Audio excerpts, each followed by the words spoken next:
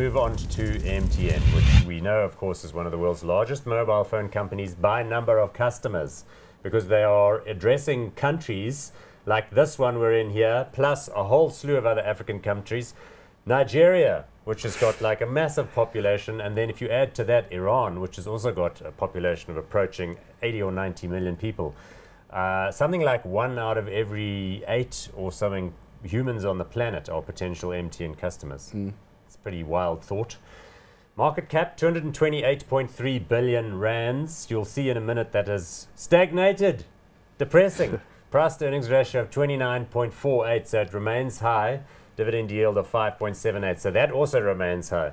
Let's have a look at the chart, because it reflects the drama in 2015 of the massive regulatory fine that was imposed by the Nigerians on MTN. So now what? Yeah, look, MTN has had a bad 24 months. And I think this share now, if you're buying into the share, you're sort of having faith into in its management to turn things around. But the big new team there. Big new team. The other side of it is because it's dropped so much, you can actually afford to take a bit of a punt. I mean, they've had the big fine in Nigeria. They've had increased tax also in Nigeria because of currency fluctuations, what happened with the oil price. They've been targeted by some governments who feel, well, we have these big corporations in our countries and they need to give more local ownership.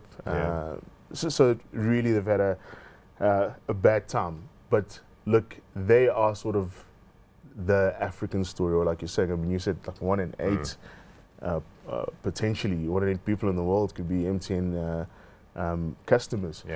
So the potential is definitely there, and the strength of MTN has always been to go into virgin markets, scale quickly, and try have that sort of dominance. And if you look at the Africa business, as much as they've done that already, there's still lots and lots of growth into those markets, because just the cell phone penetration, a lot of the markets that they have a footprint in, is still very low. And the quality of cell phone people have are basic. It's very basic. So I think some of those networks are still on 2G. I mean, we're talking about 4G. So there's still a long story there and the potential for growth. It's purely a matter of, do you believe the current management can come in? Because the problem is that we all believed that story, and Nigeria was flying because the oil price was doing well, and we know that in the Nigerian case, a lot of the federal government's revenue comes from the oil royalties, and everybody does well when there's a lot of oil money sloshing around. However, oil goes back to $50, then they get a massive billions of dollars fine because of regulatory problems related to, you know, whether or not the customer's IDs and proof of residence had been collected. They managed to negotiate that down, but you do just have the feeling that A, the Nigerian government wanted to hit them for some taxes, and that point you mentioned about economic nationalism, it's like these countries, when they're battling, feel very hard done by that these foreigners have come in and made great money on the backs of their consumers. So there's a huge desire to grab some of that back. Exactly. And that, unfortunately, is an impulse which doesn't go away. Yeah.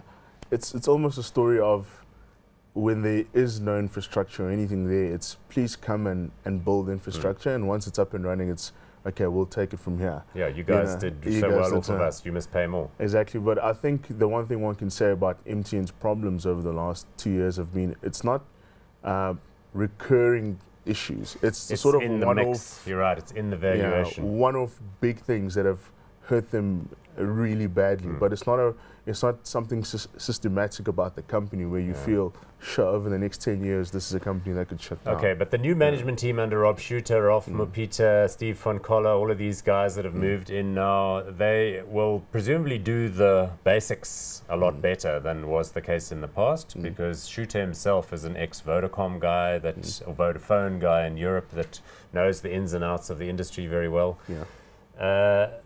They will, you know, continue to do whatever deals need to be done internationally. There's been some talk of broadening out into financial services and media and other sorts of things. They'll continue to do their best. The company doesn't look cheap yet because they've still got the after effects of certain write-offs to come. But do you think the next set of results will reveal a lower price-to-earnings ratio and a more stable business that has got upside potential? Yeah, I just feel, look, if you want to take a punt on them, just look at the share price. This is a good time, especially if you still believe that The fundamentals are still there. It's still a good business. If you feel the management team that's come in have the necessary experience to do what is right and not repeat the mistakes of the past, then just it going back to its sort of historic, normal, fair value. Because the oil price has stabilized and has now actually shown some signs of being slightly higher. I mean, it was at $30 and 35, and now it's at 50, 55.